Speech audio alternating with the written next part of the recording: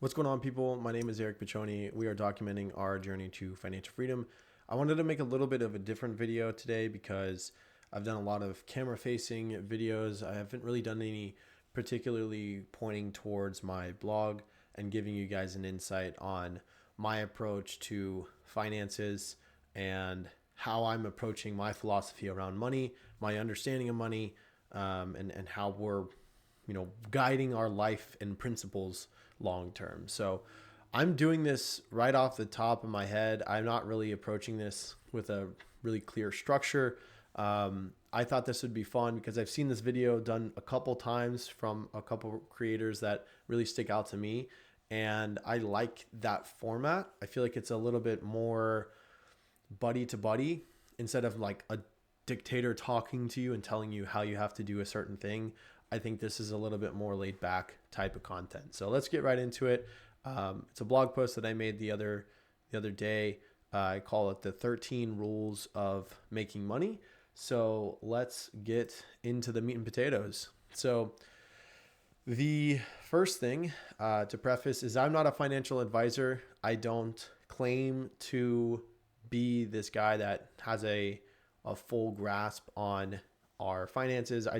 I'm not certified. I don't have any of that stuff. I simply am just passionate about creating a good life financially for my family and myself to where we don't have to worry about it. And these are some of the things that I have learned over the years, through trials and tribulations. And, I've invested a ton of money and lost a lot of money. And I feel like over those experiences, I've learned what to do and what not to do. And I'm also an avid reader and I try to educate myself on all things related to personal finance and anything around the sphere of making money. So first things first, rule number one, live below your means. Please do not be this person that makes a certain level of money and then starts to spend beyond that and gets into a trap called lifestyle creep, where it's very common for people to start to make a lot of money and then they start to go up in progression with that. It's a very dangerous thing to do.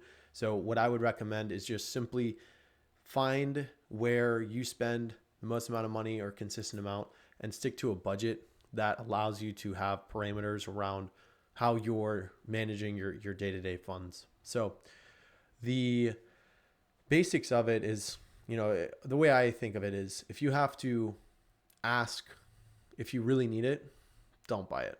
So that's my philosophy. I'll link to this article after this video and it'll be in the description so you guys can watch it. But I think you do have to have a pulse on your money. So that brings us to rule number two is just have a pulse on your income and expenses. So ultimately, if you don't know how much money you're spending on a consistent basis, it gets really tough.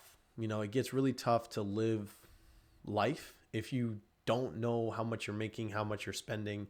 It's just a very constant cycle of this rat race that a lot of people get themselves into.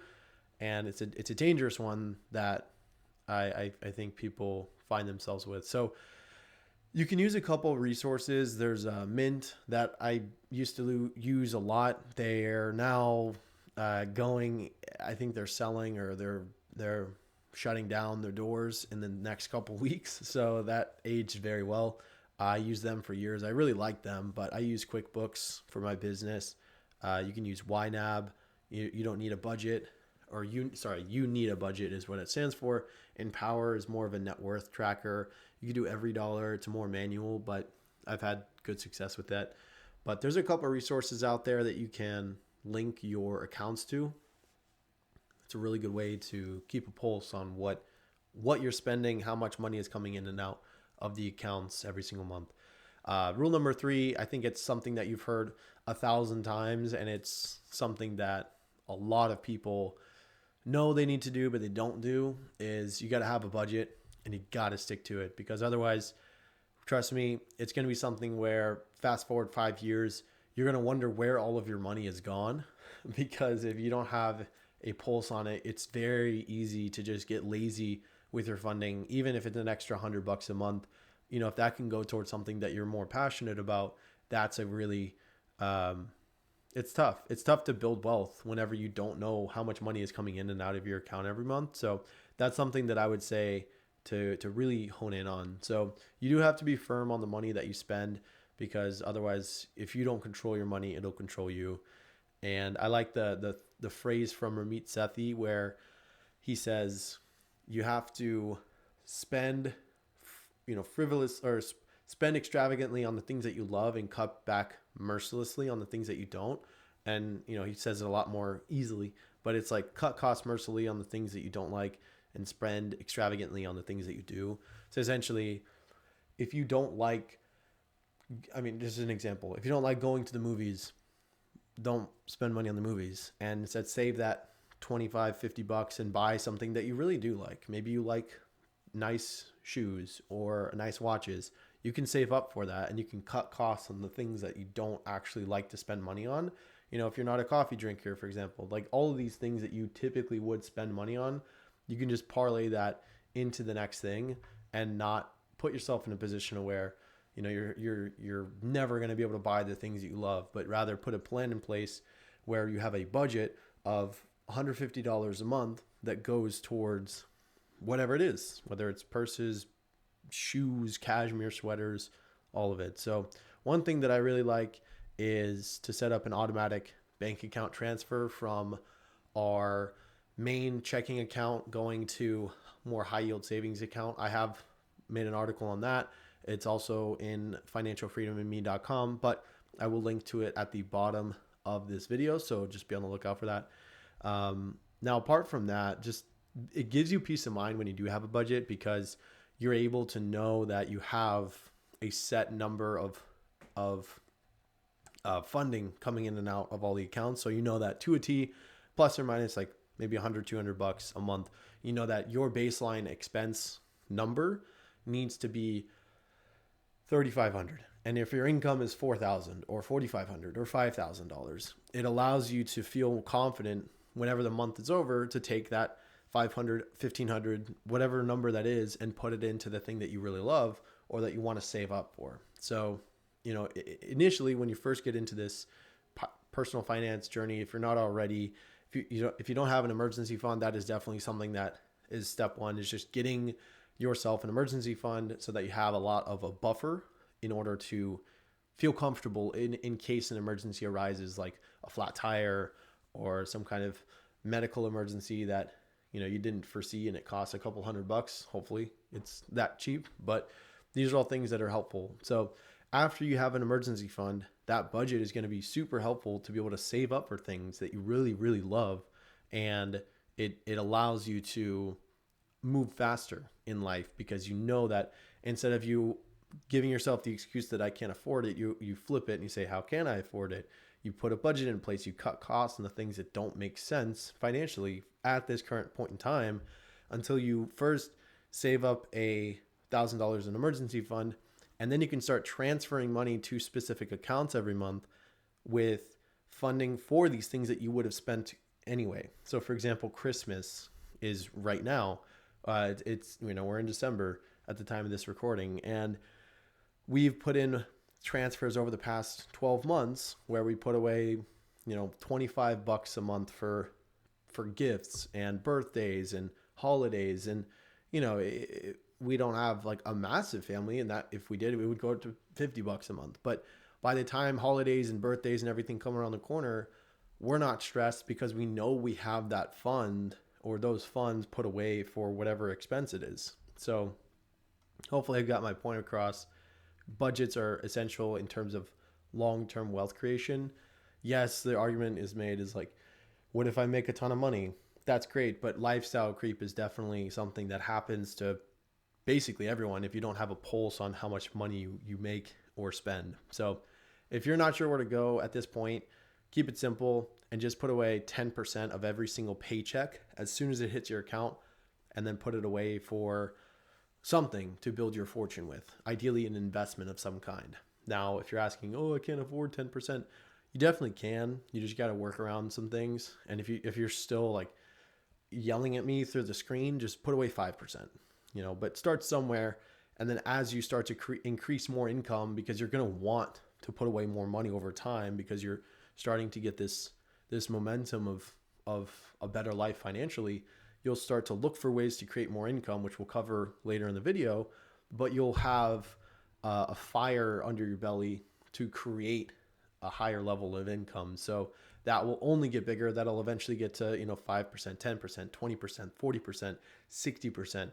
We're going to be in the near future, when we move abroad internationally, we're going to have 80% of our income that we can put away, because that's the way that we'll be able to live. Is we'll have the same quality life but less expenses. But that's already been spoken on in other videos. So rule number 4, get out of debt, stay out of debt. The last thing that you want to have is this nagging feeling on your shirt that's pulling you back, preventing you from living a good quality life. The way I view debt is a monster that needs to be slain, like the devil that is evil, destructive, will prevent you from living a good quality of life. And I don't really care if it's dramatic. It really is something that a lot of people need to get out of. And the benefits of being debt free far outweigh any other options out there. Like, I've been in $50,000 of consumer debt, including a HELOC, a HVAC loan, and a personal loan.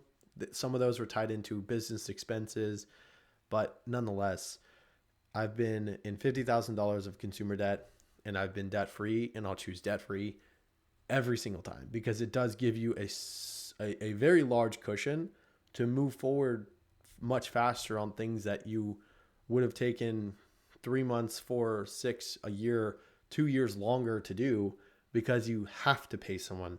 And the thing that really sucks about that is that it's consistent, can't do anything about it, and it lingers over your head. So the mental energy of having to pay something sucks. So the fact that you pay it over time, you know, whatever your interest rate is, it's awesome, because you're guaranteeing to get that back in your pocket consistently every single month. So if it's 7%, you're guaranteeing yourself a 7% interest. And of course, there's all these people that like to do the arbitrage where they, what if I just invest in the stock market at average 9% interest and just I'm making 2% more of my money? When you refactor in taxes and everything, it's almost a net zero. So it's just better to pay off debt, get that shit out of there, and move on with your life. So these are my practical steps of getting out of debt. Commit now, just attack your debt, except for the house or the mortgage. With everything that you have, do everything you can to create more of an income. Sell things around the house, take on another job, take on side gigs, start a small business, like a window cleaning business, mow lawns, take care of someone else's pets, babysit, anything to create a little bit more of an income. Of course, you got to put a pause on the unnecessary purchases, and it is a temporary thing. It's only going to be for a small chapter of your life. And then take an order of all the debts from lowest to highest remaining balance. Start with the lowest, work your way up, pay that off as aggressively as you can. And then take the excess of what you would have paid for that, smallest debt, roll it into the next one, plus the payment for that second debt. And then you just continue that snowball effect. So now you've got, by hypothetically the third debt, you've got the payment from the first debt plus the payment from the second and the third all rolled into that, and it just continues to get bigger. And if you have any excess income or remaining income laying around, aggressively pay that off too. So at that point, you just rinse and repeat, keep that going. And then eventually, when the debt's all paid, please celebrate, like pop some champagne or something to have some fun and really reap the benefits. So at that point, you can then go back to investing a percentage of your income, ideally 10%. If you are in this place where you need to pay off debt, it's okay. You'll survive. The benefits of being debt free far outweigh any other things that you'll get out there in terms of investing or saving for something else. You can move much faster when you don't have that extra $500, $1,000, $3,000 a month in payments to be made, so that you can be that much more aggressive in your growth long term. And I promise you, just do not fall back into that same trap again. Please stay out of debt for the rest of your life. I cannot repeat that enough times. It is something that I am very passionate about after being in debt multiple times. It sucks. Car loans, student loans, all of it sucks. Get out of it. Number 5, have a plan. Have a place that you want to go, because the famous quote by Ben Franklin in that snazzy suit is, if you fail to plan, you plan to fail. Could not agree more. You have to have some kind of goal in mind of where you want to go, some kind of target that you're trying to achieve, because ultimately, if you do not know where you're trying to go, you're going to be just wandering around forever without any clear progress. Whereas the person that's focused and disciplined and stays on the path will move forward much faster as a result. So rule number 6, please invest in yourself and just keep learning new skills, whether that's books or podcasts or meditation, going to the gym, whatever you can do to have these small incremental growth spurts, do it. You know, you're looking for 1% improvements every day. And over the course of, 5 years, you will be a completely different person, not only mentally, but spiritually, financially, physically, and everything else. You will be in a really, really good position, and your bank account will thank you so much for that. So that being said, when you are being the best that you can be, you're being more helpful to everyone else around you, because there's that famous quote of, if the plane is going down, you got to put your mask on before anyone else, because if you're not healthy, you're basically doing nobody any service. You're doing a disservice to everyone around you by being unable to help, because you're not able to take care of yourself first. So that's the priority, is be helpful to yourself so that you can help others and be educated. All right. So rule number 7, please put a percentage of money aside to build your fortune. This goes in line with the last rule and the one before, is once you get to a place where you're able to save up money and start to progress in this life, put a percentage of money aside to invest for the long term. Of course, that's retirement. For me personally, my personal favorite is real estate investing, simply because it is the most tried and true method to investment returns of the routes that we want to go. I don't like the thought of having to wait till 65 to pull out the money that could well be diluted due to inflation. So for me, I like real estate because I can ride the wave of inflation, but also get paid in the meantime. So I don't have to wait until I'm 45, 55, 65. I can get paid monthly cash flow already, get the tax benefits, and then in the future get the appreciation. If I decide to tap into the equity, I can do that too. So good rule of thumb too, just a general rule, is if the plumber starts to tell you about an investment he's made, get out, because it's generally widespread at that point. The investment advice is likely too popular. And there's a common phrase by Warren Buffett where he says, be fearful when others are greedy, and to be greedy when others are fearful. So this is more pertaining to stocks. But if someone is telling you about their new crypto portfolio investment or their new stock that they just picked because they got a hot tip from Susan, the neighbor next door with the great cookies, like, get on out of there. Your goal is to be investing for the long term. So there's a lot more peace of mind when you know that your investment is consistent, reliable, and proven. I mean, outside of finance, it does that every now and then. Let's see. There we go. Does that every now and then. Outside of finance, there's no more there. Let me do that again. So apart from finance, real estate has created the most amount of millionaires in the world, and it's for good reason. It's a proven tax shelter. So do things that you believe in, you understand, and let the compounding growth take over. So rule number 8, block out the noise.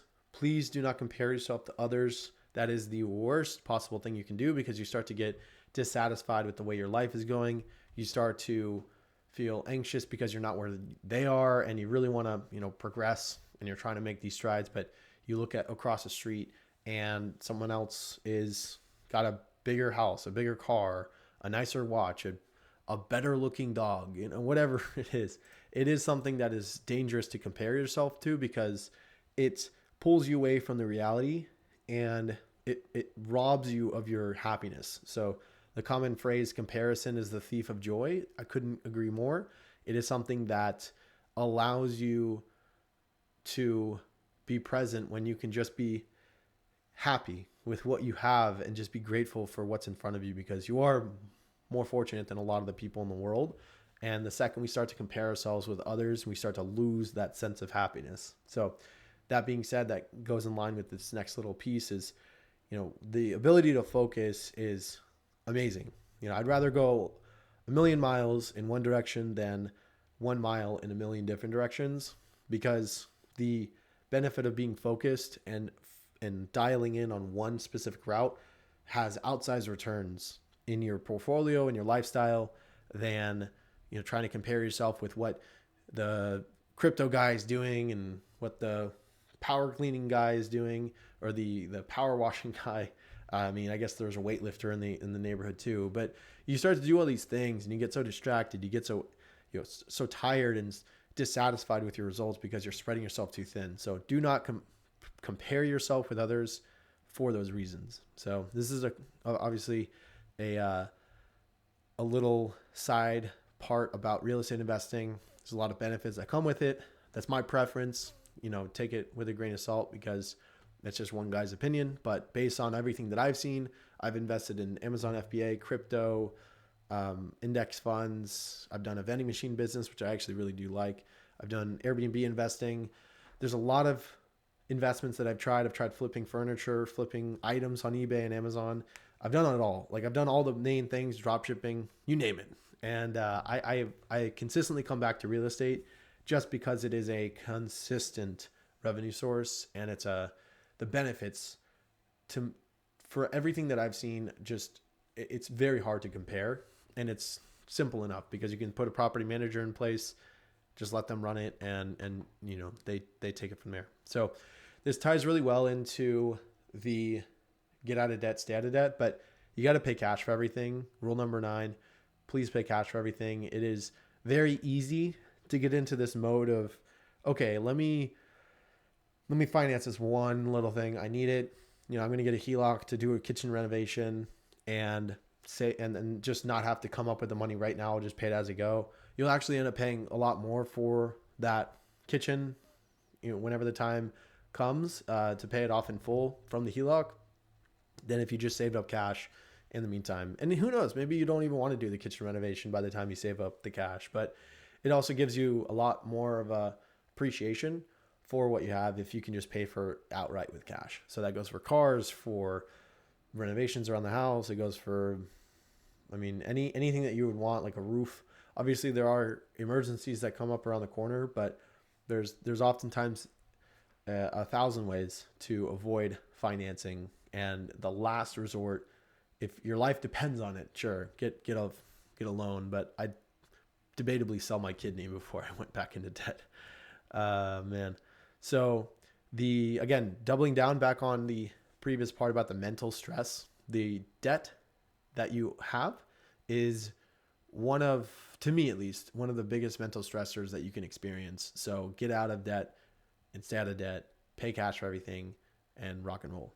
Rule number 10, change the rules to win the game. This is one of my favorite quotes. I forget exactly who said it, but it was in Tim Ferriss's book, Tribe of Mentors, or Tools of Titans. To me, they kind of intertwine. But the thesis, the theory, or the idea behind it is, we have this society of rules, or this rules that have been created who knows where or who knows when. Someone just came along and said, hey, this is how we're doing it. Everyone sort of fell in line and no one really asks questions. But the problem is you find yourself in this system of just grind. You're grinding for 20, 30, 40 years without any sense of daylight. And it wasn't until maybe 2 or 3 years ago that I really said, fuck this. Fuck this. I do not like the fact that I'm grinding away and looking at my bank account and I have just enough to just get by. That sucked, especially when we had our first daughter. like 3 months after she was born, my wife had to go back to work, and I was earning, maybe 30K a year. It sucked. It really sucked. So there was just no way that I could climb the corporate ladder and, find myself in a 50, 60K job and be happy with that. Like, that's not something that I was wired to do. I was never wired to do that. Sales has been, to me, the best outlet in a corporate space to be able to break free of the societal norms. Out of everything that I can find, it's one of the best industries. It's still a tough job, because you're cold calling, you're reaching out to people all the time that probably don't want to talk to you. But the money's, out of everything that I've seen, the money's debatably the best outside of a software engineer or like management or executive leadership. Being a sales rep has one of the better incomes out there. So that being said, I have since taken on as many side hustles as I can related to one industry. So like side jobs, maybe I'll take on 2 part-time sales jobs or something, just to create a little bit more of a oomph to keep moving and keep pushing forward. Just because comparatively the inflation in this country has gotten ridiculous. And, all these years ago, a family could live comfortably on one income. So it wasn't until recently that, I put my foot in the ground and said, hey, this is not okay. We are going to find ways to change the rules a little bit. So we sold things around the house. We rented out one of the units in our house. We had a garage apartment at our previous home. We now have a basement that's fully furnished now that we rent out on Airbnb. Basically cuts our mortgage in half, which is great. We rent out a space in our garage. We started a vending machine business, and I've taken on multiple like side jobs, just as long as they don't interfere with my full time, just to create a little bit more of a buffer. Do I work a lot?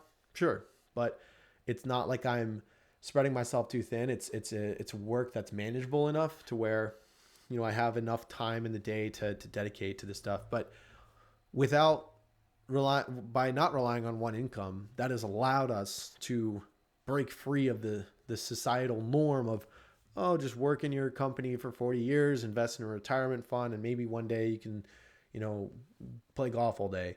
No, I don't think so. So it was, again, Tim Ferriss is a big inspiration of mine. The 4-hour work week has been a massive inspiration for the mindset shift that we've taken. And he talks a lot about geo arbitraging, living somewhere more affordable, taking mini retirements. Like, these are all things that we've realized over the years that if we really want to live a good quality life, you cannot do it by sticking to what society tells you is normal. So since then, I've started this blog, I've started YouTube channels and affiliate marketing and things that all work together in our ultimate goal of being financially free and living a life full of purpose, and one that allows us to educate and inspire others. So it all works together, and it's nice because when you enjoy what you do, you don't get tired. you just constantly have this fire under your belly. But since then, we've been to Ecuador over the past 2 years ago now. We went to Ecuador, and it was a complete eye-opener for us in terms of how we were going to live our life in the future. Where I thought we were going to live in America and maybe take like a month out every now and then. The idea that you could live the exact same life that you do right now in America or in other more expensive countries, and take that exact dollar that you make and live on pesos or other lower or more cost-effective countries, you can exponentially grow your income. So hypothetically, you earn $50,000 right now.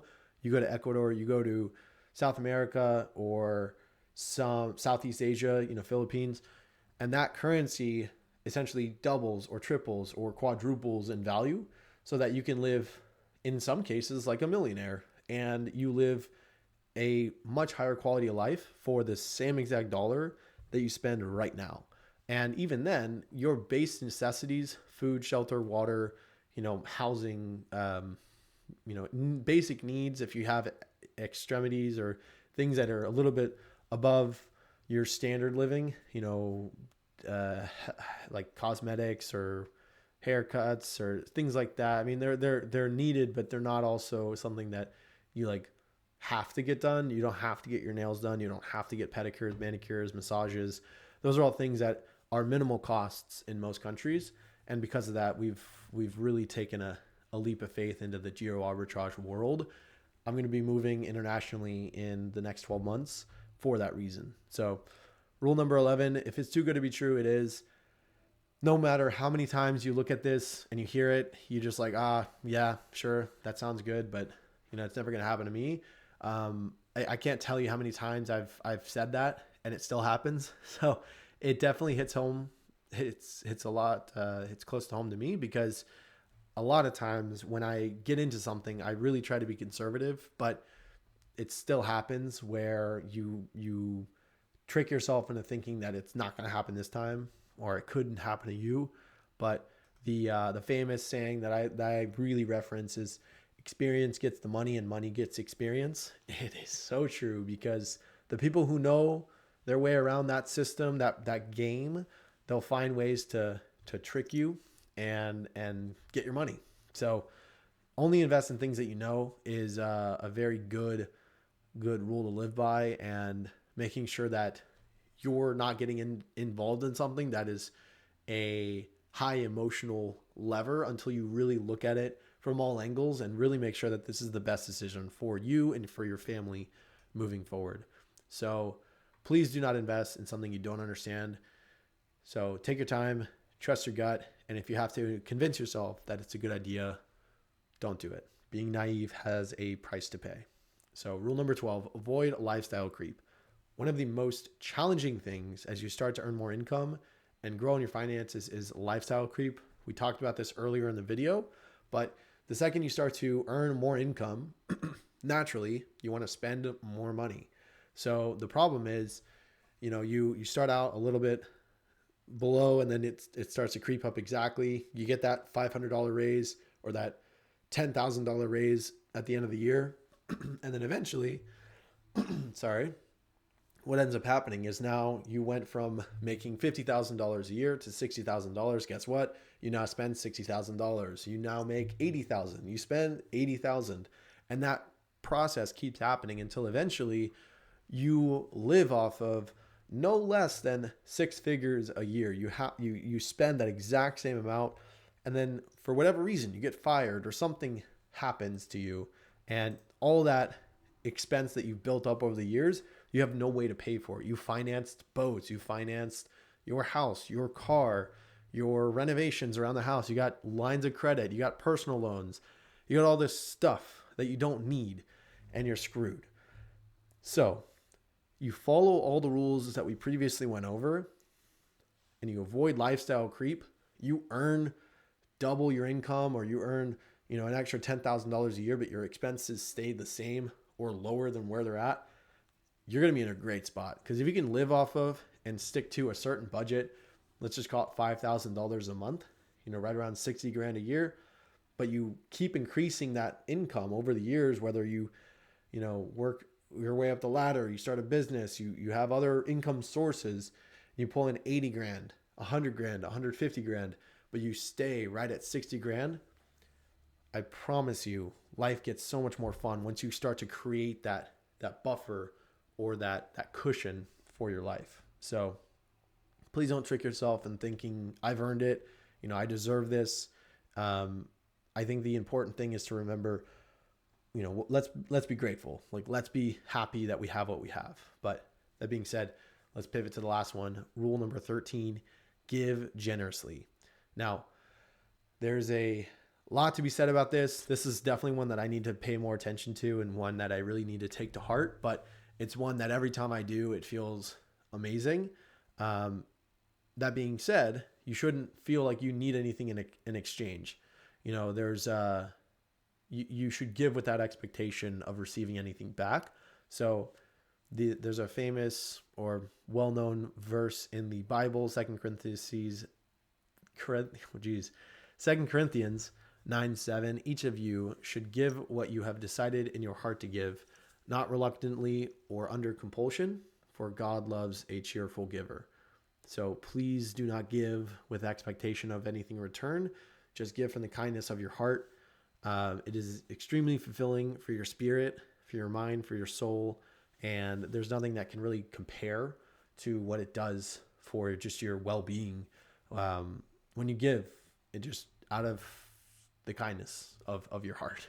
Now, everyone always thinks that there's not a enough budget or enough in their income to work around that. You don't have to donate all of your money. The important thing is that you just take a percentage or even change around the house that that you're not going to need, that you're not going to work with, because I promise you there are other people out there that do not have the same luxuries that you have. So being able to give is a very fulfilling piece. So think of Mr. Beast. He is if you don't know who he is, that's kind of wild, but he's a famous YouTuber, and he's known for being one of the most generous people on the planet. He's just created 100 wells in Africa.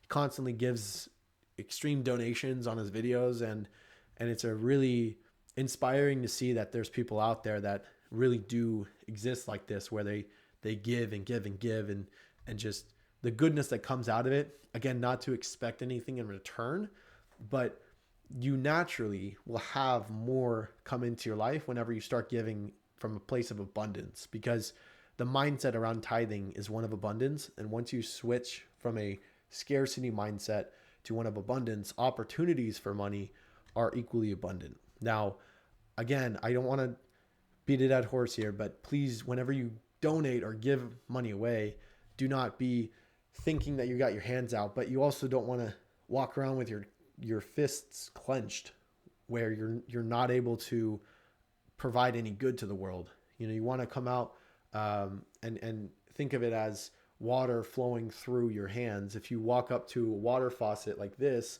the water isn't able to come through, but if you open up your hands and let it flow, naturally the water will come and go as it should, and it makes you feel good. But again, it's important to just be kind.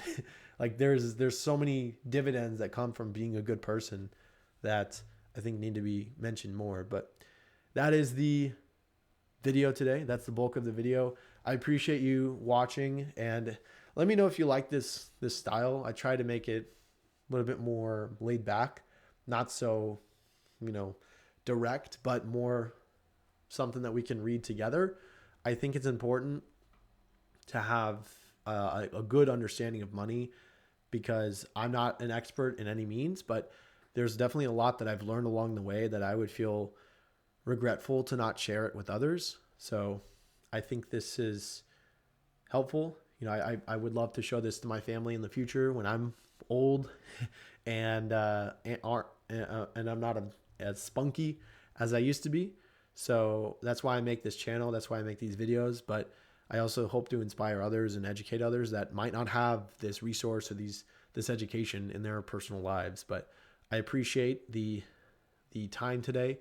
I want to end it on a famous quote by Dave Ramsey: "Live like no one else now, so you can live and give like no one else later." So take that to heart. Love you guys. God bless, and stay tuned.